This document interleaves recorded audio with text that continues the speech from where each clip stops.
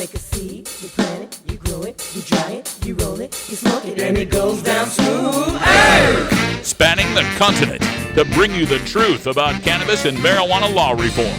I smoke pot and I like it a lot.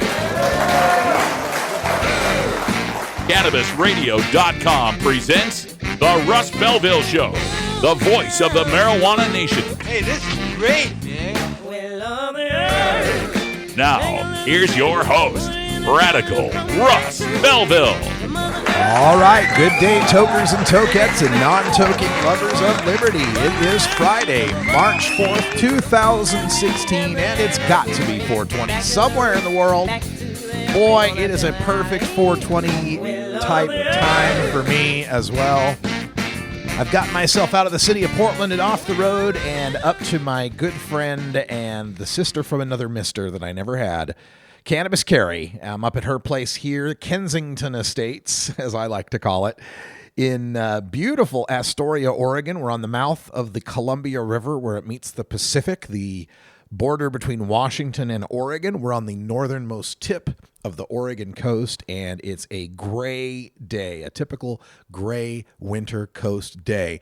But it's so relaxing up here in small town Astoria. You may know Astoria as the city for the Goonies.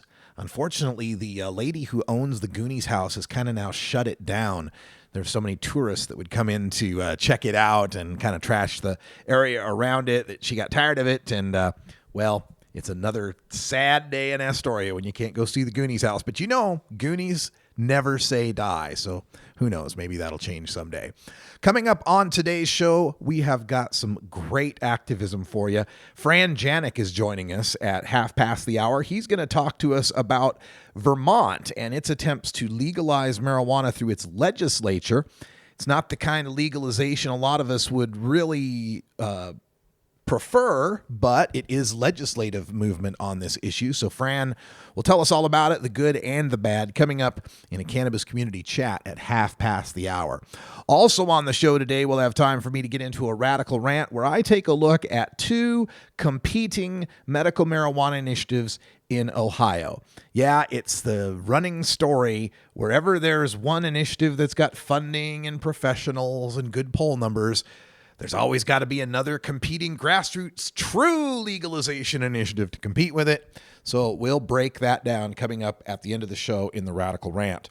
Also on the show today, we are going to take a look at the rumors that have proposed that drug abuse resistance education, DARE, has rescinded some of its previous reefer madness. Nothing could be further from the truth, and our friend Jacob Sullum writes in Forbes today on the topic. We'll cover that coming up in an activist agenda segment. Also, we'll go behind the headlines where the world-famous Cannabis Cafe, run by my friend and mentor Madeline Martinez in Portland, Oregon, has closed its doors for the third time. We'll tell you why, and we'll take a broader look at how the rights of legal cannabis consumers in 3 legal states are being denied, and that would be the rights of free assembly. We'll take a look at that up behind the headlines, but before we get to all of that, we've got the Cannabis Radio News for today, and in the headlines, we've got more on that situation in Maine where the campaign to regulate marijuana like alcohol failed to make the ballot because of one person's signature. We'll get the latest details on that. We've got 3 stories coming to you from Florida, the Florida State House, the county of Volusia, and the city of Tampa, all looking at marijuana law reforms.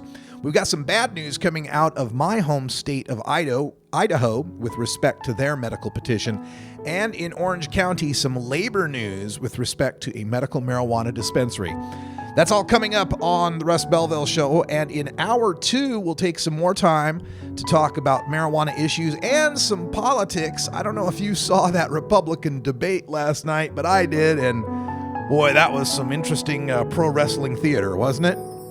Stick around. We'll be back right after this.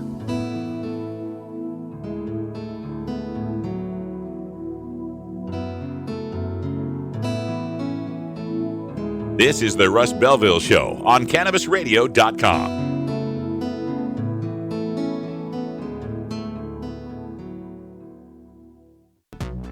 When you are starting up a medical cannabis business, you want a fired-up lawyer who understands the needs of cannabis consumers. The law office of Lauren Vasquez is your fired-up lawyer for the cannabis industry. Visit her website, fireduplawyer.com, or call 1-855-MMJ-LAWS for more information. That's 855-665-5297 for Lauren Vasquez, your fired-up lawyer, or email fireduplawyer@gmail.com. NORMAL stands for Responsible Adult Cannabis Use. If cannabis use is causing problems in your life, consider taking a break or seeking medical assistance. Consider ceasing cannabis use if you have a family history of mental illness. Don't drive or operate heavy machinery while impaired by cannabis use. Cannabis use is not without risks, even though the risks may be far less than those posed by legal drugs. From high atop Mount Soledad in San Diego, California, 100 feet above sea level. Good morning. It's good news with cannabis nurse Heather. This plant is amazing. Positive change is happening. We did it.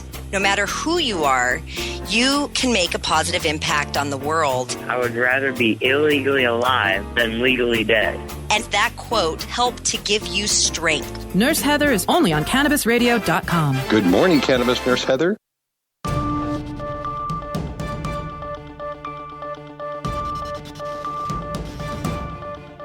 It's time for the Cannabis Radio News, covering the latest headlines in consumer cannabis, medical marijuana, and industrial hemp.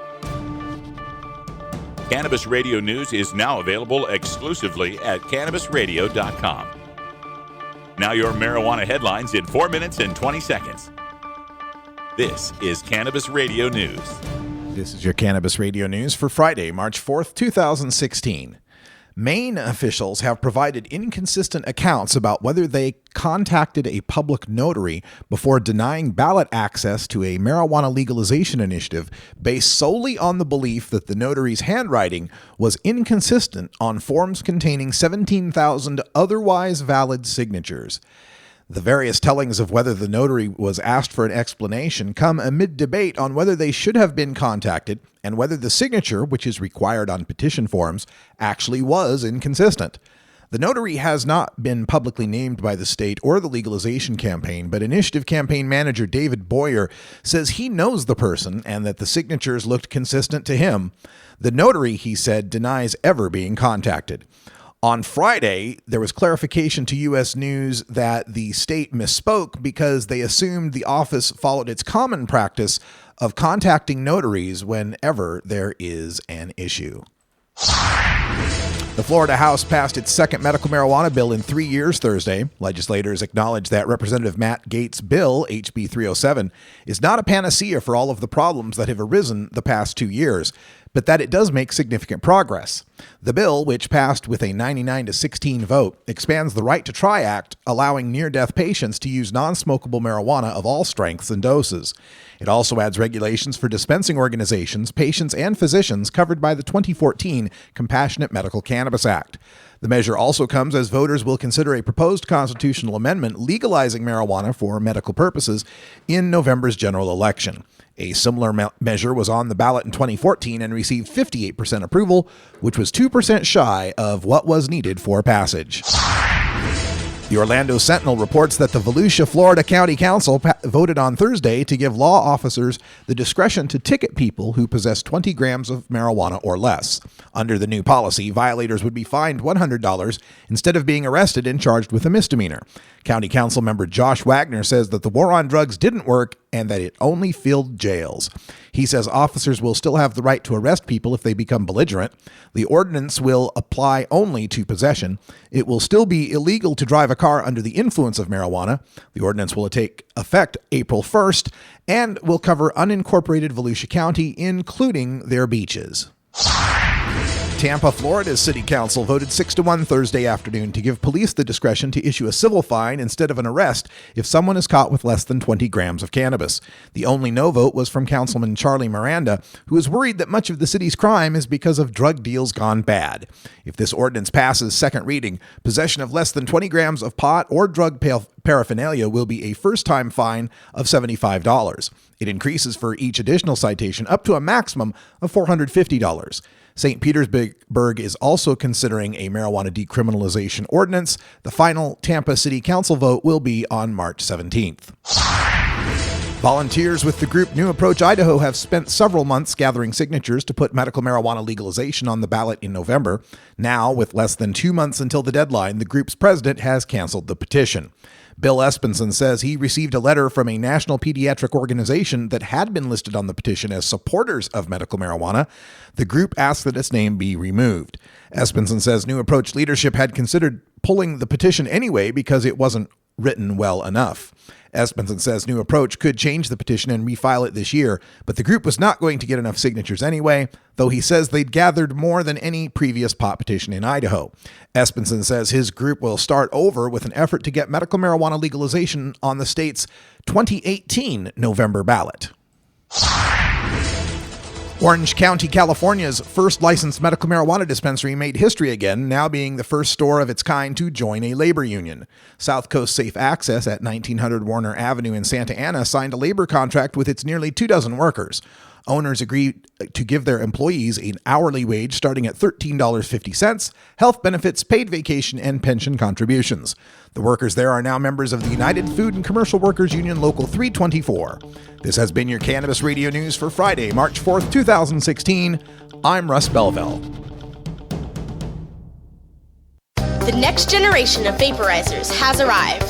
Vuber vaporizers are blazing the way with unparalleled technology for oil, concentrate, or dry flower pens. Providing unsurpassed customer service and expert craftsmanship, Vuber vaporizers use cutting-edge technology, providing a power-packed, smoother vapor with a lifetime guarantee. Experience vaporizing the way it was meant to be. The Vuber way.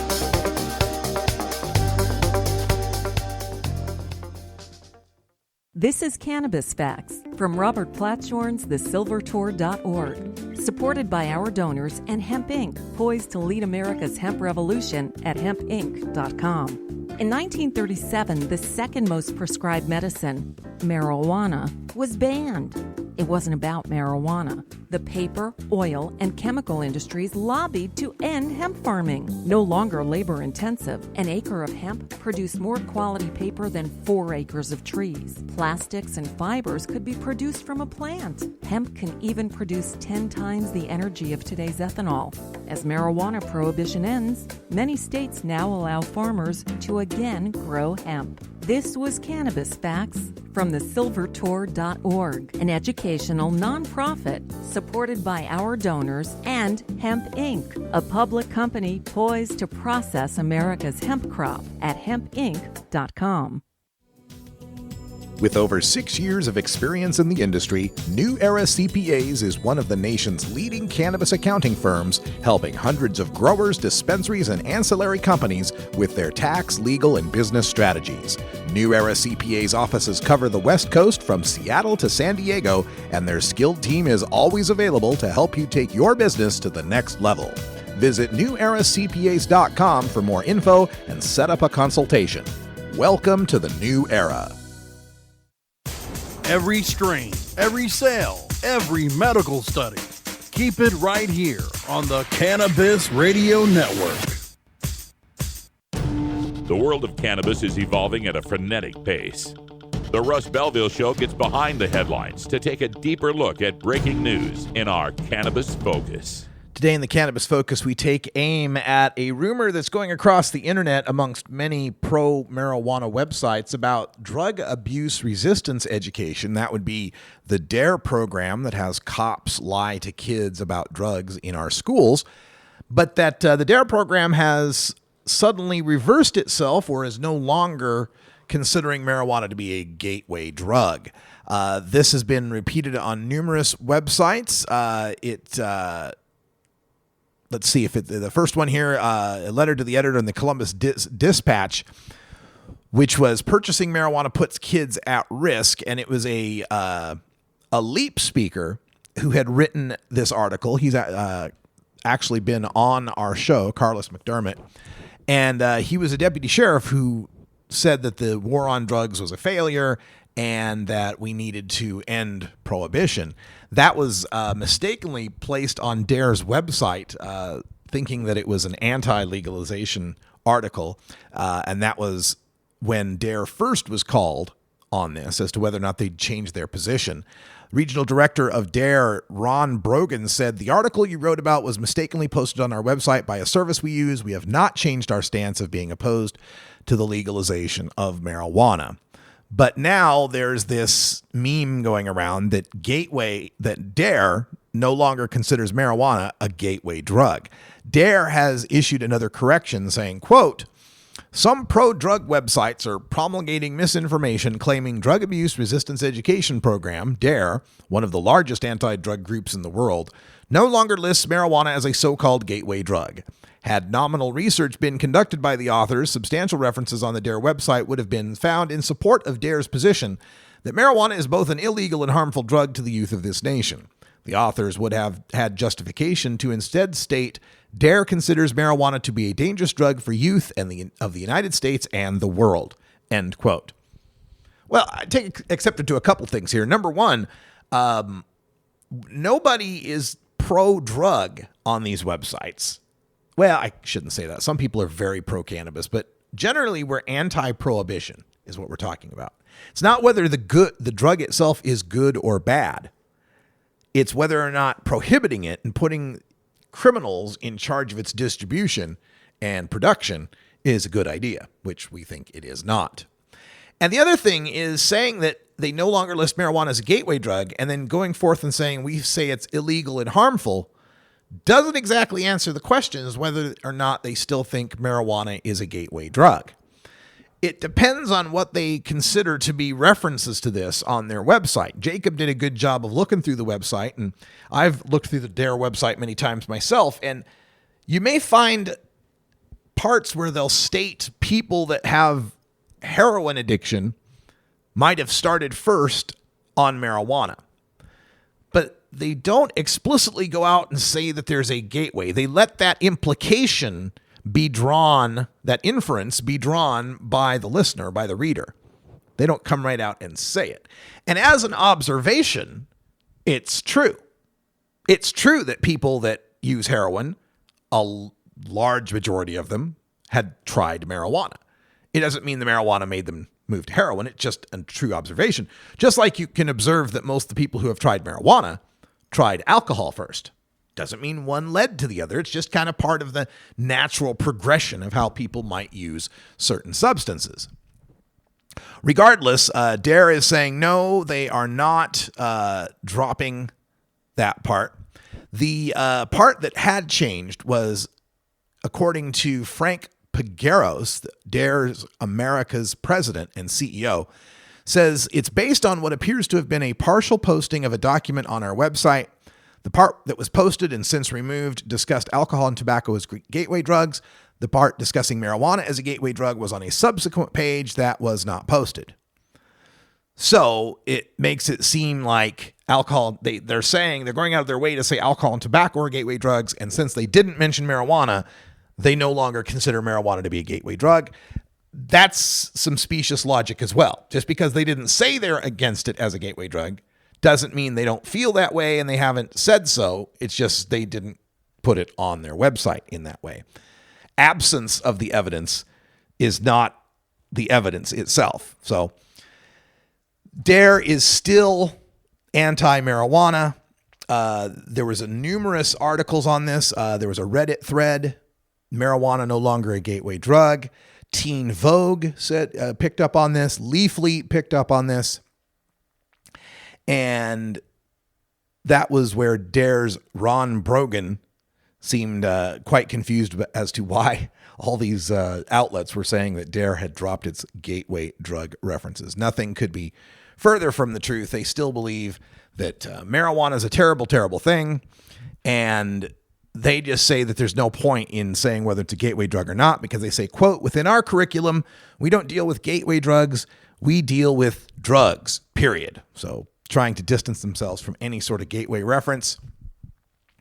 And Canna Chronicle and other websites continued to do this. There's been a great debunk of this by Jacob Sullum. Look it up on Forbes.com if you'd like to know more about this. But rest assured, folks, DARE is still as anti-marijuana as they've always been. I'd have gotten away with it, too. If it wasn't for these blasted kids and their dog. Well, folks, that sound means that it's 20 after, and that means it's 4:20 in Denver, Colorado, and the rest of the Mountain Time Zone. But it's always 4:20 here on CannabisRadio.com and the Russ Belville Show. I'm going to enjoy myself a nice drag off of a joint here in beautiful Astoria, Oregon, home of the Goonies. Never say die. We'll be back with a discussion of the Cannabis Cafe when we return. The Russ Belville Show is proudly sponsored by the Marijuana Business Association. The MJBA, called by NBC News the Cannabis Chamber of Commerce, is the fastest growing business association in the fastest growing industry in America. I've been working with the MJBA for years, and I personally invite you to join the MJBA. MJBA also publishes the popular MJ Headline News on Facebook and the MJNewsNetwork.com and Marijuana Channel 1 on YouTube. Visit mjba.net for more details. Hey, this is Willie Nelson for Normal. And I smoke pot and I like it a lot. I learned a long time ago that marijuana is a lot safer than alcohol. There's nothing wrong with the responsible use of marijuana by adults. It's time we stopped arresting and started respecting those who smoke marijuana responsibly. To learn what you can do to help, contact Normal at NORML.org or call toll-free 888-67-NORMAL. Get the latest updates on the Russ Belville Show by following Radical Russ on Twitter and liking the Russ Belville Show on Facebook. Great websites today need expert web design and development and need to be e-commerce ready and mobile friendly. But building a marketable and profitable website can be an uphill climb. Ready to make your new website or replace your existing website? Think Orange as the new way to get in the black. Orange Hill Development works with Fortune 500 companies and offer the same top quality development service at a fraction of what other providers charge. Brands like Absolute, Carlsberg, and Nestea trust Orange Hill Development. Find out why you should trust your website with Orange Hill. Contact Orange Hill for a consultation today at orangehilldevelopment.com.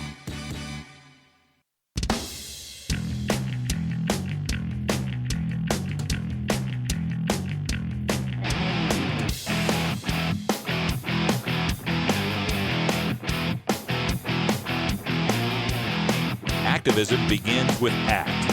The Russ Belville Show features the stories of hardworking grassroots activists working for an end to prohibition in today's activist agenda.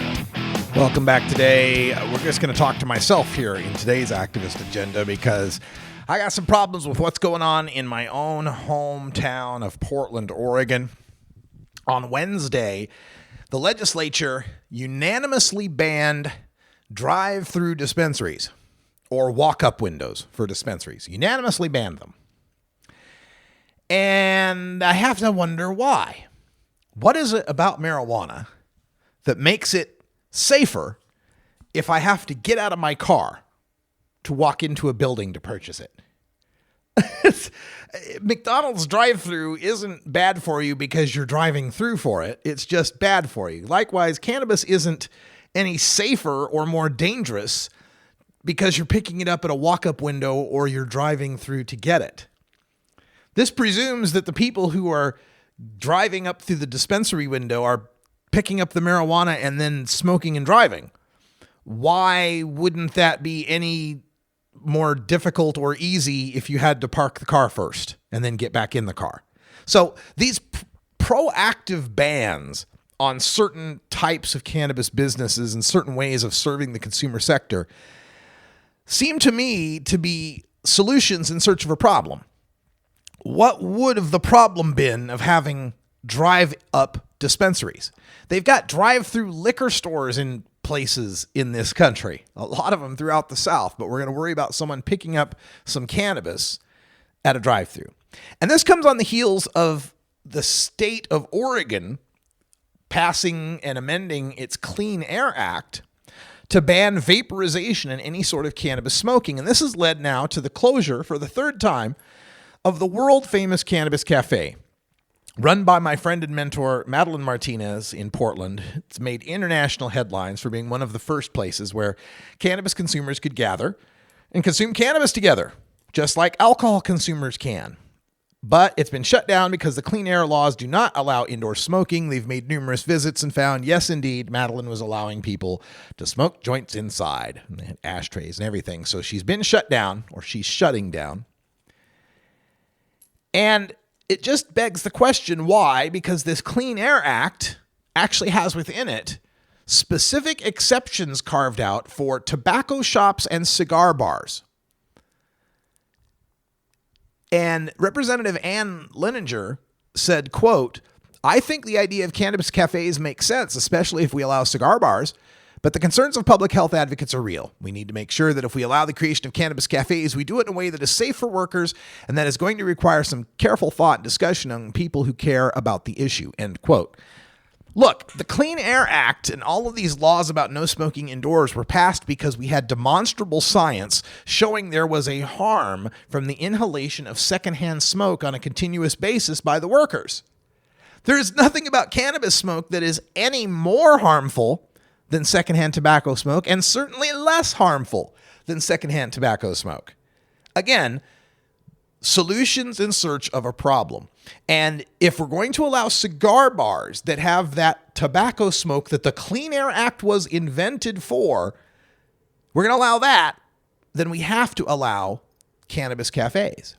And of course, the unintended consequences we've mentioned numerous times on this show. Without a place to go consume cannabis, two things happen. Number one, tourists and residents who live in public housing and places where their landlords don't like it, who want to smoke or vaporize cannabis, do so anyway. They just do it in parking lots. They do it around the corner. They do it in the alley. They do it in the park. They do it wherever they want to do it.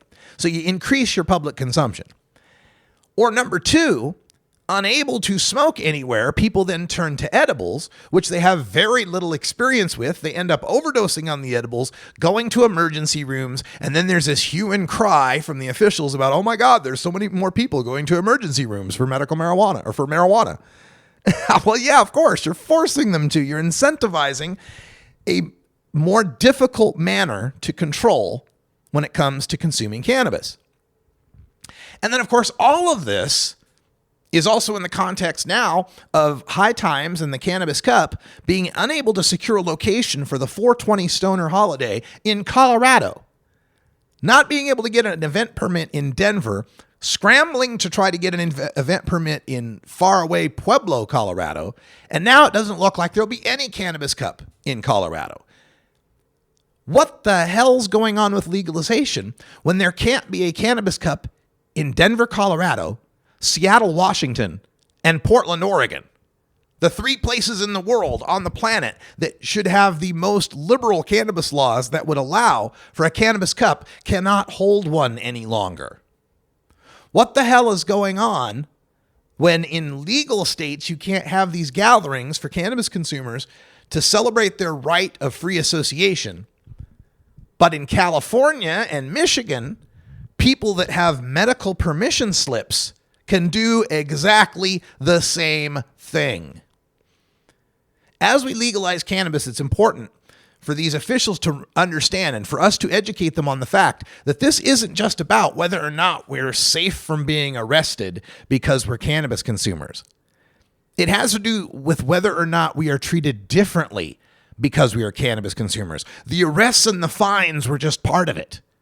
The whole point is that we should be legal, and legal should mean equal, and equal to the people who drink alcohol and smoke tobacco and seem to have all sorts of rights, privileges, and exceptions carved out for them. It's time for equal rights for cannabis consumers. It's time for cannabis cafes, for drive-through dispensaries, for cannabis cups and other sorts of sanctioned adult events, just like are allowed for alcohol.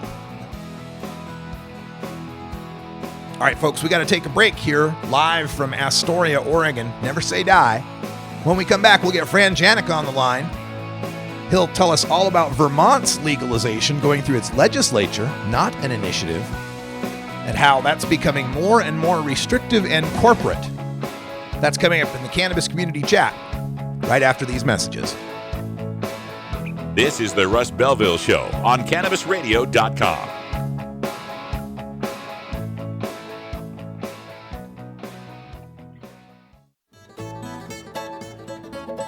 Don't want to spend money on a night out, but don't know what to do other than watching TV or playing video games?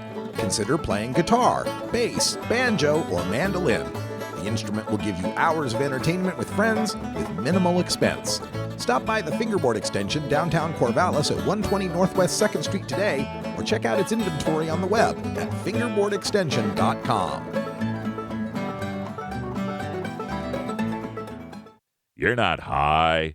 You're listening to the Russ Belville Show on CannabisRadio.com. The Supreme Court is wrong on the Second Amendment. Okay, maybe you're high, too.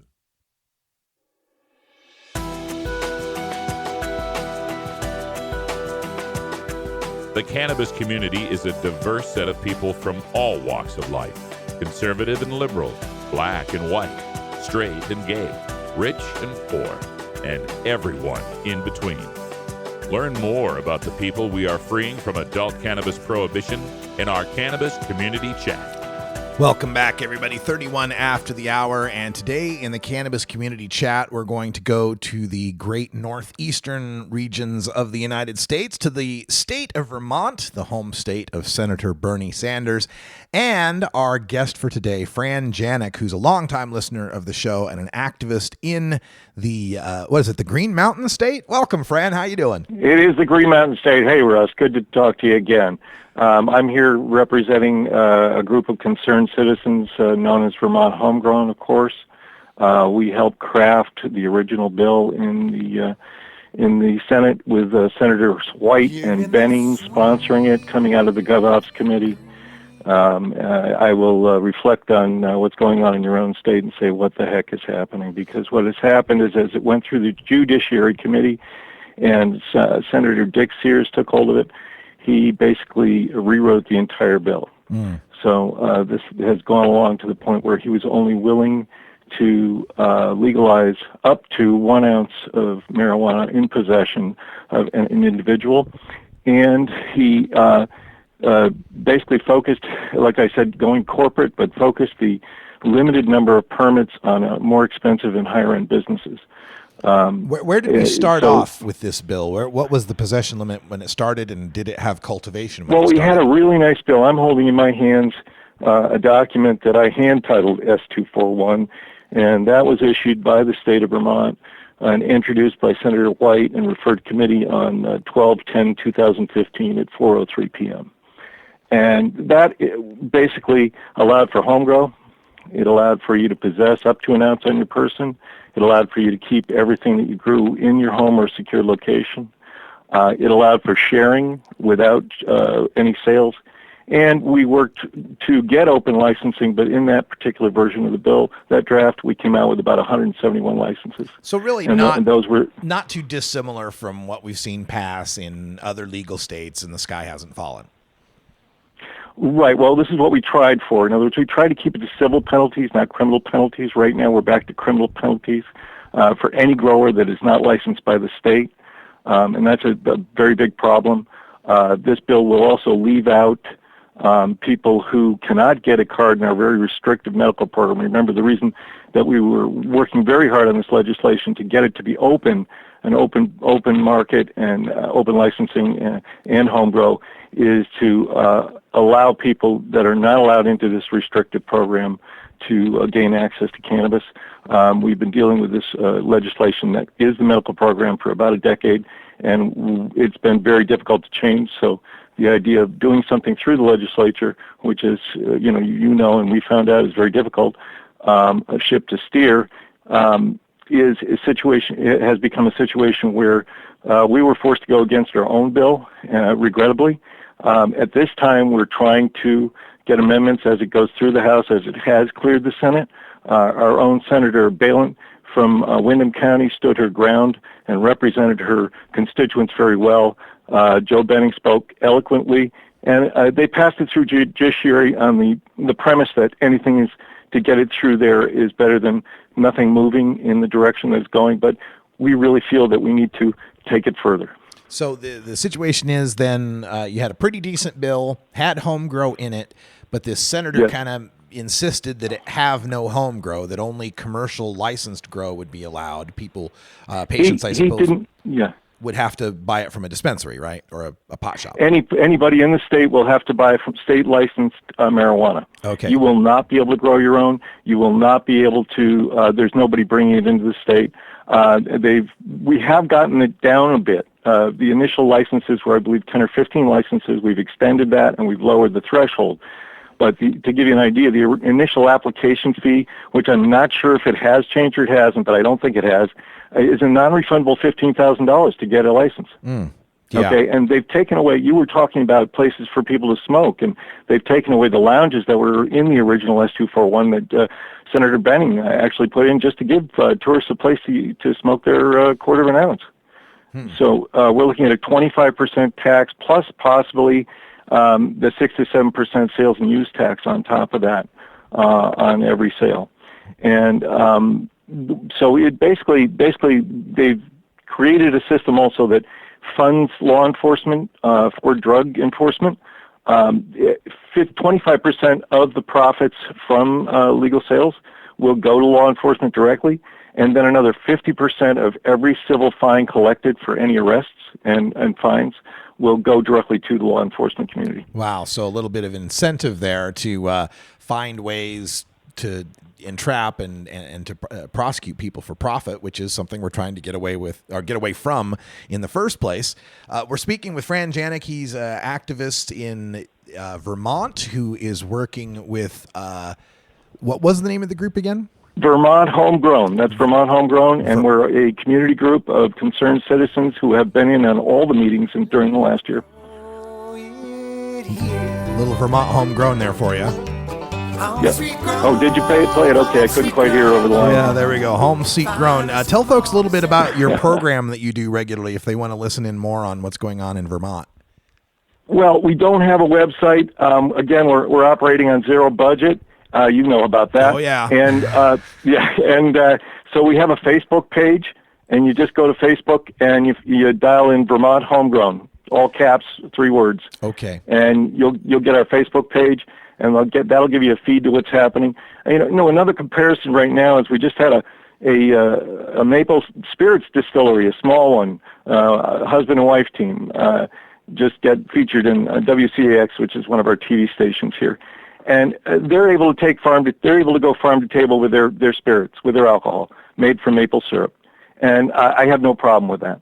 But if we are celebrating all these things in Vermont, why can't we celebrate one more? Yeah. Why can't we go farm to table? Why can't we spread out the wealth? Why can't we keep the money local? It's not new money in this economy. It's old money that many of Vermonters, small illegal growers, have stood up right in front of their senators and said, "Please don't take away my small income that I get from this." And again, if you take away home grow, even for the person that's not selling, somebody just wants to have it for themselves, 1 or 2 plants, or as we had it, a 10 by 10 plot, which seems to have scared some senators. You are, again, taking that money that could go other places in the economy, and that person is going to have to spend for that $400 ounce because it's not going to be a $250 ounce. So the black market it's not been taken away, or the gray market or parallel market or whatever you want to call it is not going to leave. And we're going to create a 2-tier system where you can be arrested because you don't have a license. We're not going to give you one. And the other fellow that's got a lot of money or has investors can get that license and then own the market. So is it the situation where the proponents of the bill in the legislature, you mentioned something about them, let's get this passed to get it out of committee so there's some movement, but do they believe that in the House they're going to be able to re-amend it to return home grow and maybe some of these other provisions, or does that seem unlikely? Well, I do have information that there is action in the House from several members, from several state representatives to amend the bill to put home grow back in. We're not sure what's going to happen there. Of course, we won't know until it happens. But there is concern among the House members because we've raised the issues that, in fact, legalization won't work for the 5 points that the governor's put out, which includes elimination of a black market, and that indeed will cause problems where we'll have additional judiciary costs, because if you bring in the 25 police officers that are funded in the bill, and it's actually pre-funded by over $1 million. I forget the exact figure, so I won't go any higher than that. But, it's just a situation where Senator Dick Sears, Richard Sears of Bennington, Vermont, who's the head of the Judiciary Committee, who's a senior senator in Vermont, decided he was going to do it his way, fund law enforcement, and give the money to, we don't mind them giving the money to prevention or that kind of thing. Of course, nobody's looking for anyone under the age of 21 to have legal access. But again, we feel that will actually be, their legal access could be diminished by, just bringing it out in the open and allowing people to go farm to table. We've had one of our farmers up there in a meeting, and they questioned her extensively, and she's a nice young lady, family farm with meats and vegetables, and she sells to local consumers, and they want to test. They want you to bring your herb to the testing center and make sure you go through our expensive testing, and then or it has to be grown by the state sanctioned places. So it's containment and control basically is a good part of the issue too. If this bill survives as is and is unable to be amended for any of these things like the home grow or the pot lounges that we'd like to see in it, do you feel that it's too compromised to be worth supporting, and perhaps advocates should change their attitude toward passing an initiative that might be more liberal? Well, we've been chastised for even thinking that and saying that, but if we hadn't raised the flag, I think we'd be in worse shape than we are. And another point of that I'd make up is if this bill passes right now, a Vermont registered patient will not be able to make a full extraction oil or an RSO. And so people won't be able to make their meds. So these people that were making their meds who could barely afford to grow their own because they can't afford to go to the dispensaries, or because the two licensees that own 60% of the dispensary market here, CBD and Southern Vermont Wellness, don't even make those meds for cancer patients, and patients find out after they sign up. Is this a restriction on extraction techniques that would cause this? Yeah, you wouldn't be able to use any ethanol or anything, or butane, of course, or anything like that. And already they're cracking down on people here in the state. There was a child who was interviewed and found out that his father was growing and he was making extracts, but the mother had cancer and she just didn't have a card. And that's the other side of the coin too, is doctors will not confirm diagnoses, and that's all they're doing on the Vermont forums. But there are many medical professionals who are refusing to confirm diagnoses, and then the whole system is set up. Like I said, we're trying to avoid the restrictive legislation that has really destroyed the medical program in Vermont. It's a D+ on the AMA, and I don't know how accurate that is, but I'd give it a lower mark. So yeah. It's left so many people out in the cold. Maybe 2/3 of the people that could benefit from this can't even get a card. And I hear from them every day. I heard from a veteran who moved from Pennsylvania, and he had some of the best, he has MS, multiple sclerosis, and he had some of the best MS doctors in Pennsylvania. Evidently, they're down there in Philadelphia. They're great. And he came up here to get legal medicine.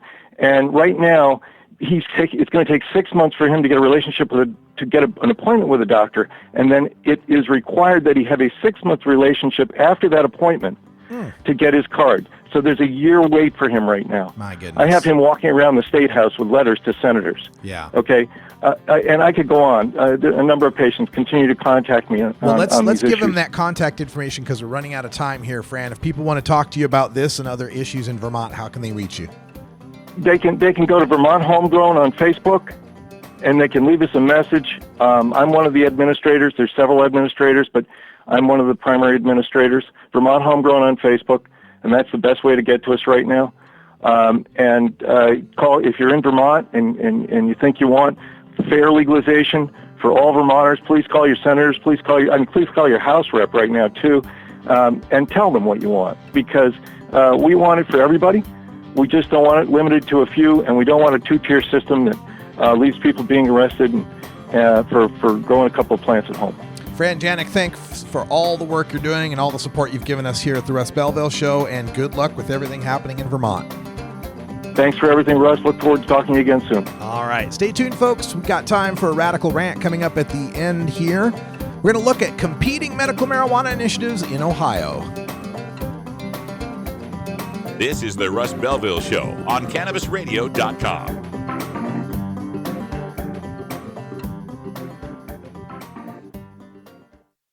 Earn your PhD in THC monetization with CannabisRadio.com. Don't be late. Coming soon to a city near you, Cannabis Finance Boot Camp. Get all your cannabis accounting, legal, and compliance questions answered by their knowledgeable panel of industry experts who want to help your cannabis boom. Whether you're a grower, dispensary operator, or a newcomer to the field, your cannabis needs Cannabis Finance Boot Camp. For information on upcoming events, visit CannabisFinanceBootCamp.com.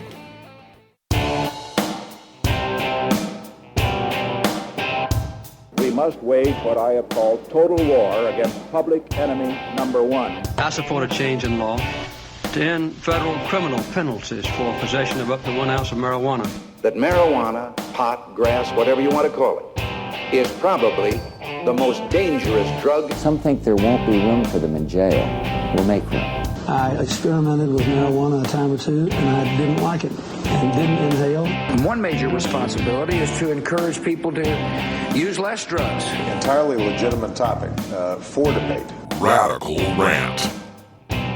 Well, of course, there are 2 medical marijuana initiatives for Ohio. What did you expect, people? A couple of weeks ago, the Marijuana Policy Project, MPP, announced the details of their planned medical marijuana initiative for the state of Ohio. You'll remember that the Buckeye State had infamously rejected legalizing recreational and medical marijuana last year because Nick Lachey might get rich. But within that electoral drubbing was the polling information that showed overwhelming support for medical marijuana. MPP's initiative is largely a cut and paste from some of their better medical marijuana laws that they've been successful in passing throughout America.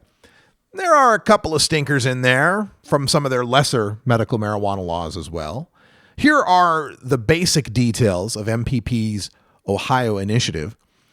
Patients would qualify for a medical card with any of the big 8 conditions that most states recognize. Those are cancer, glaucoma, HIV, AIDS, cachexia, seizures, spasms, pain, and nausea.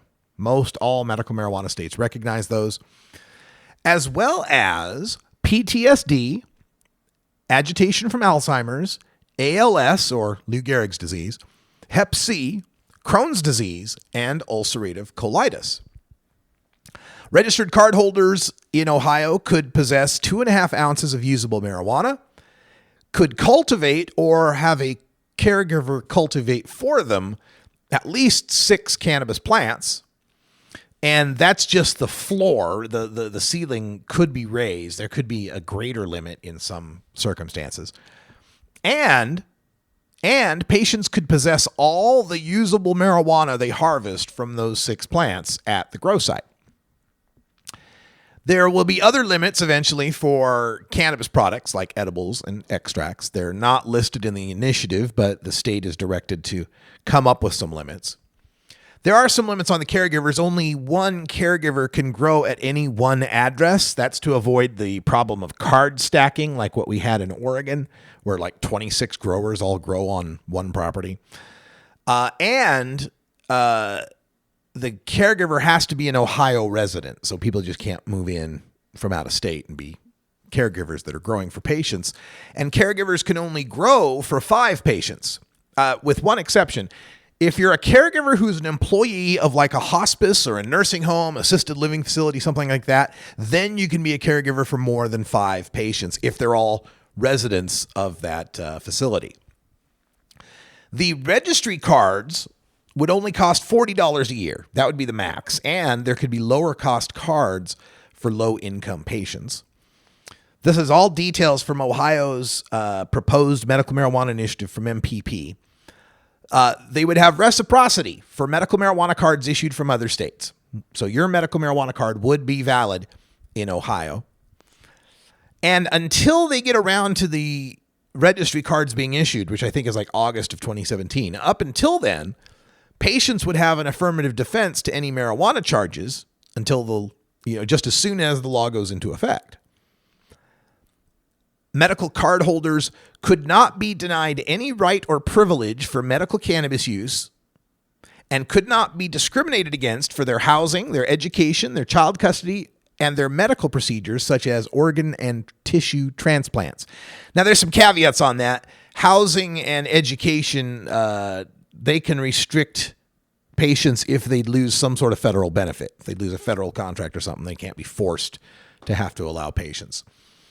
Nursing homes and hospices have to allow some sort of patient access to medical cannabis, not necessarily smoked. They can ban smoking. They can ban, they can say that the patient can't keep their medicine on site, but they have to at least let a patient have edibles or tinctures delivered to them in a non-smoked form, and they can use them on site. There would be specific protection from search and seizure solely for being a card holder. And being a card holder is specifically mentioned as not any sort of probable cause or reasonable suspicion for police to investigate a crime. There would be a new marijuana control division that would be established. It would set the rules on safety, packaging, labeling, inspection, testing, marketing, and advertising of medical cannabis. They'll control the licensing of the medical cannabis industry, and licensing would be preferred for those who provide medicine to financially needy patients and to those that promote investment in communities of color. There would be up to 15 Type 1 growers. A Type 1 grower would be able to cultivate up to 25,000 square foot of canopy, and that fee would be $500,000 for the big grows. Up to 15 big grows, $500,000 license each. And there could be an unspecified number of Type 2 growers. They only have to pay a $5,000 fee, and they can cultivate only up to 5,000 square feet. So that sounds like it would help to protect the small grower industry in Ohio. The rest of the licenses for production, testing, production, they mean processing, testing, distribution, wholesaling, and dispensaries or retailing, those types of licenses would all also cost $5,000.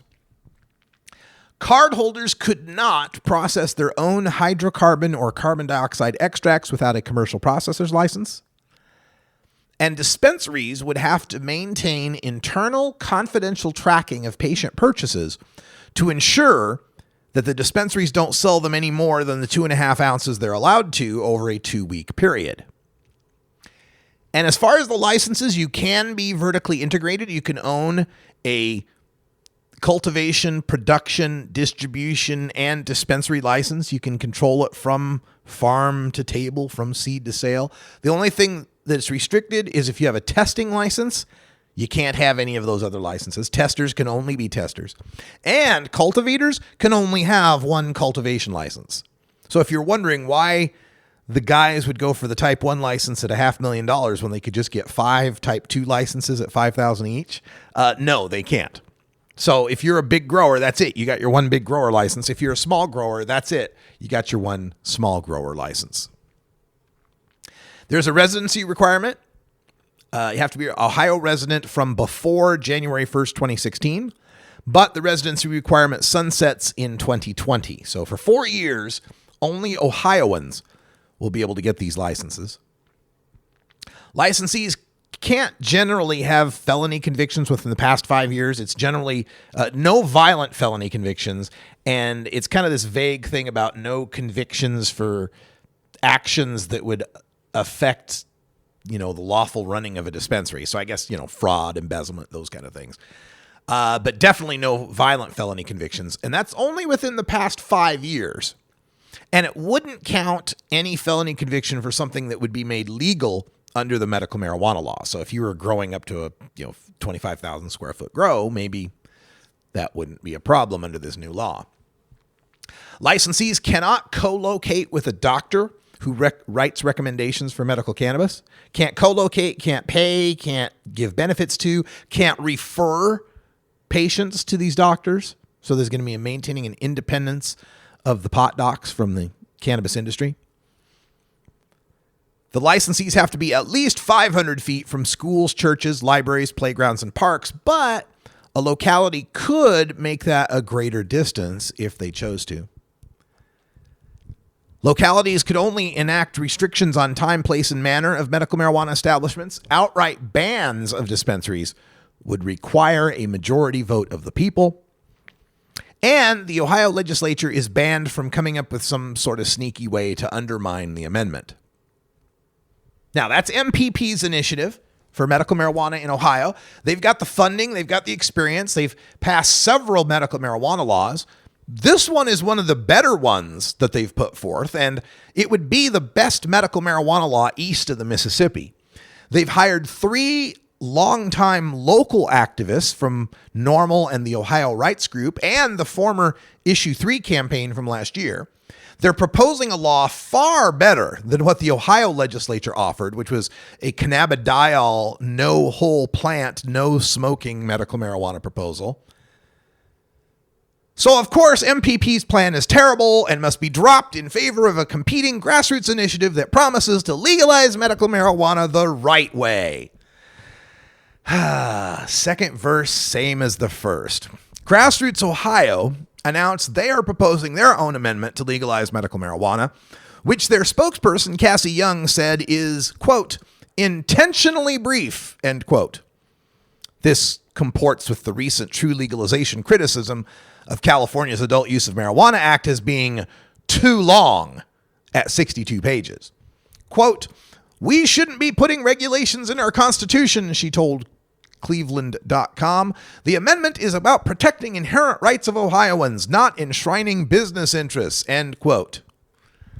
Enshrining business interests. Does that sound familiar? Yeah, it was the boogeyman of the wrong people making money on marijuana reform that was the scare tactic that undermined the legalization campaign in Ohio last year, as well as that stupid mascot. So it's no surprise to learn that the mastermind behind the Grassroots Ohio one-page medical marijuana amendment was one of the most vocal critics of last year's Issue 3, GW Pharmaceuticals founder Don Wertschafter. Here's what his Grassroots Ohio initiative proposes. People the age of majority, which in Ohio is age 18, can use, possess, cultivate, process, and share cannabis for medical purposes. People under age 18 can use cannabis for medical purposes if a doctor says so. Everybody can grow, process, and sell industrial hemp. Hydrocarbon extraction, edibles production, commercial cultivation, and retail sales may be taxed and regulated by the state. People aged 21 and older can get licenses in the medical cannabis industry. You still can't endanger others, engage in malpractice, or operate heavy machinery while under the influence of cannabis, but evidence of active or inactive metabolites is not evidence of being under the influence of cannabis. And you still can't smoke in public places. That's it, folks. What condition qualifies you for using medical cannabis? Well, apparently it's your belief that your cannabis is for medical use.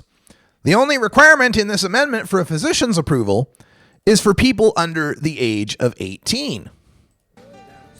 How much cannabis can you grow in your backyard for medical purposes? How much usable cannabis can you keep on hand? It doesn't say. Apparently, it's limitless. Those medical rights shall not be infringed, and active THC isn't evidence of impairment. So does that mean the 18-year-old who believes he needs cannabis for anxiety and is carrying a quarter pound of it while puffing a joint and driving is safe from any police interference? You know, the heart part of me loves this Grassroots Ohio initiative. No doctor's notes, age 18 and up, toking and driving is legal. What's not to love? But the head part of me says there's no way in hell Ohioans would vote for such a measure, especially after the easy attack ads it would summon. And the practical part of me says this is another case where a professional, national funded moderate reform initiative is getting primaried once again by true legalization. This is the Russ Belville Show. The Russ Belville Show is blogging and podcasting daily at radicalruss.com. That's all the time we got for today. But stay tuned for Hour 2. Toker Talk Radio's up next. We'll take your calls at 971-533-7111. For everyone here in Astoria, Oregon, and CannabisRadio.com, I'm Radical Russ. Until next time, take care of each other, tokers. It goes down smooth.